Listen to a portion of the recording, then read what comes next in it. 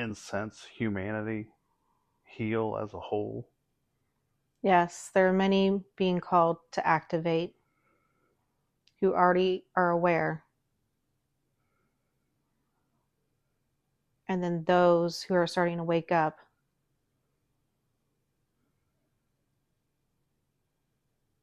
and they're being called to learn, and so on and so on. The ripples, the ripple effects.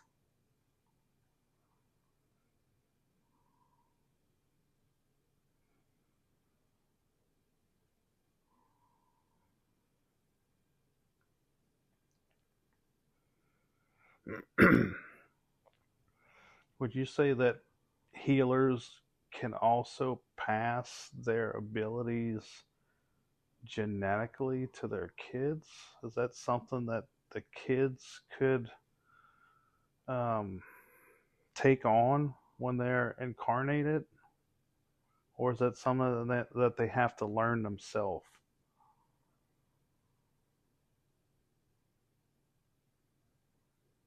Complex question. He's There's many layers to this.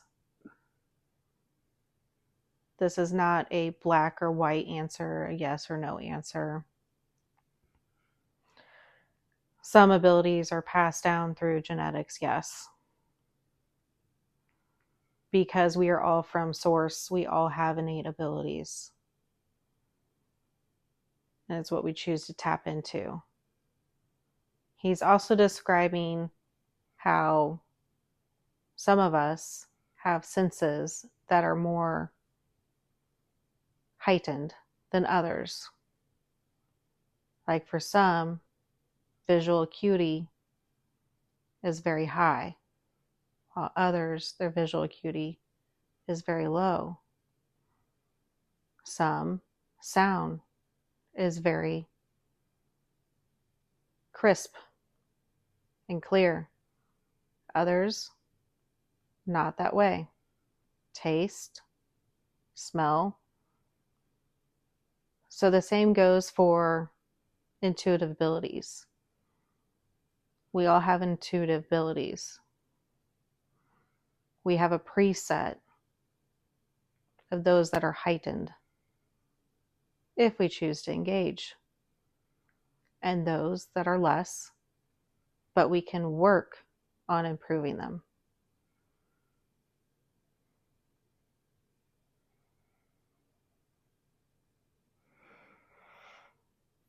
So it sounds like you're saying that we all have certain abilities built inside of us, and some have unlocked those abilities and others have not yet. Yes, no one was sent here designed to fail.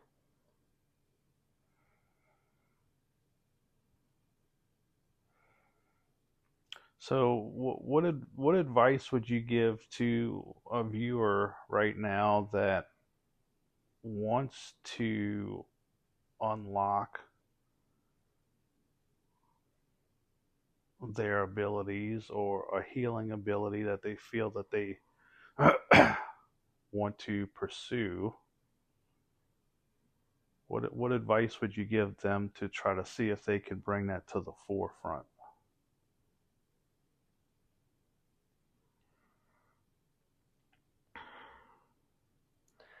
Start with practices that you resonate with. Do you like nature? Go sit outside. Do you connect with water? Sit in a bathtub. How about writing words, listening music? Allow yourself to feel connected by what you enjoy.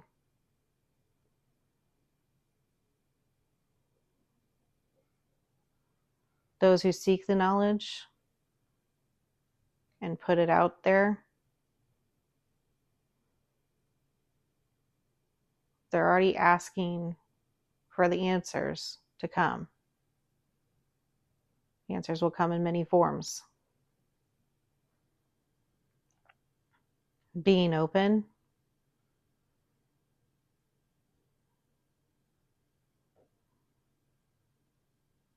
being ready,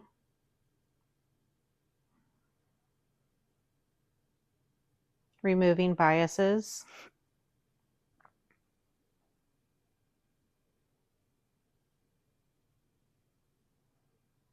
there are a lot of blocks for people. Fear, distrust, anger, frustration,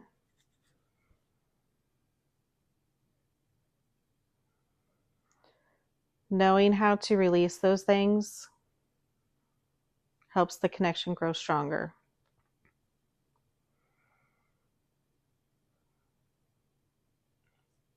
So it sounds like ultimately Hang what. on. He's saying being inquisitive like a child is, exploring. Mhm.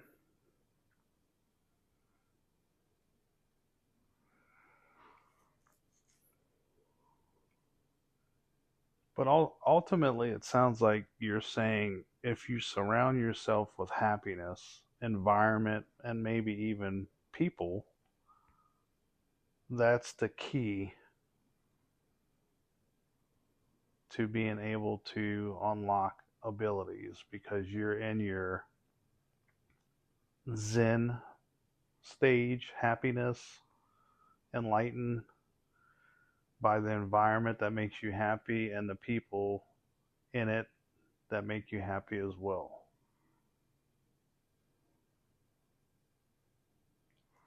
It is about attuning to the right frequency. Your signature frequency. A lot of people are at a lower vibration from their signature frequency.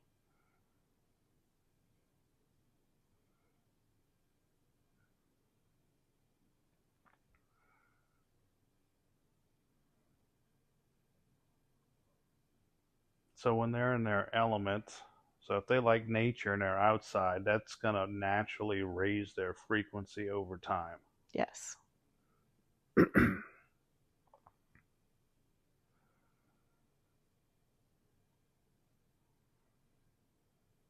It takes time to learn how to adapt yourself to your higher version of yourself, your true, authentic frequency level, where everything is in alignment. Think of homeostasis. You're operating in a homeostasis at a lower vibration. You introduce something new, it disrupts that homeostasis. It may feel chaotic, disruptive, destructive, but over time, with consistency, you develop a new homeostasis in higher vibrations. You repeat that cycle until you get to your authentic, highest self frequency. And that is where you will feel balanced and aligned.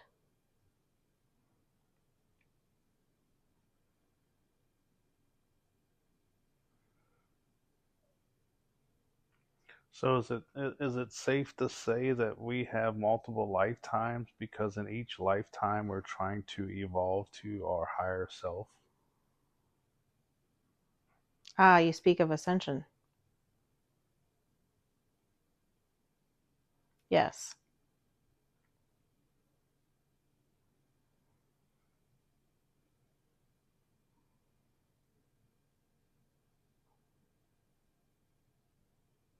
Are you learning? He's asking you specifically.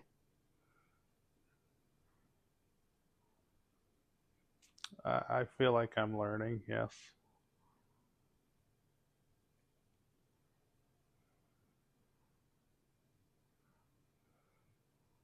I feel like it's important that what you've said about your specific happiness, whether that's tied to the ocean, nature, the mountains, whatever makes you feel at peace with yourself is vital for your growth. And I don't think we take enough time out each day to make sure that we get to that place, even if it's mentally, if we can't do it physically. Yes, there are many distractions.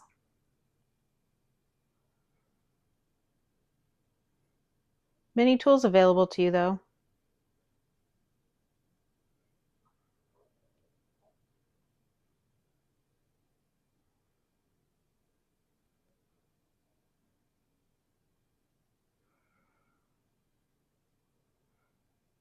Yes, I think in finding a way to incorporate that in your daily routine would be vital to your overall growth and happiness.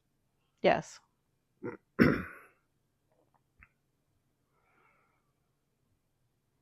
The duality of choice.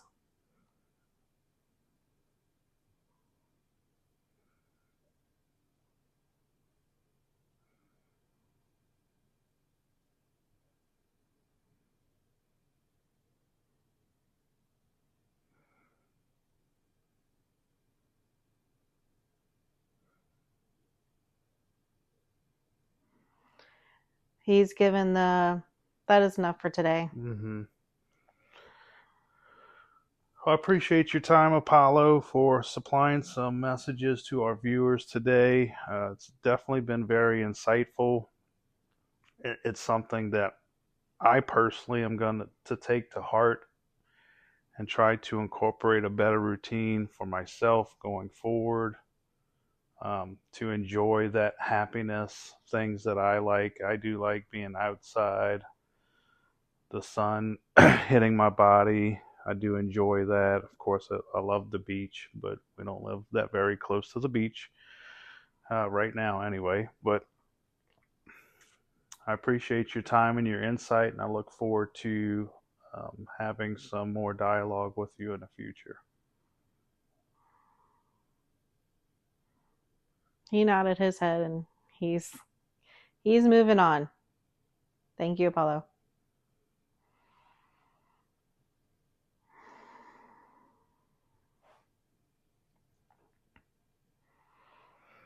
All right, Lindsey, how you feeling after your first channeling session with Apollo? I feel a little bit drained, but that's to be expected. As a channeler, whenever you're connecting channels with higher dimension, you have to raise your vibration up, kind of meet them halfway. So I'm definitely going to need to bring in some good nutrition into my body to reground myself, and hydration. So that is what I need to do next. Thank you for being here with me on Mystically Morphed. If today's episode resonated with you, share it with someone you love or tag me on Instagram or Facebook at Mystically Morphed. Interested in working with me? Visit www.mysticallymorphedpodcast.com. There, you can find spiritual coaching sessions, distance Reiki sessions, and bonus content exclusive for members. Until next time, stay grounded, stay open, and stay connected to the magic within. Much love.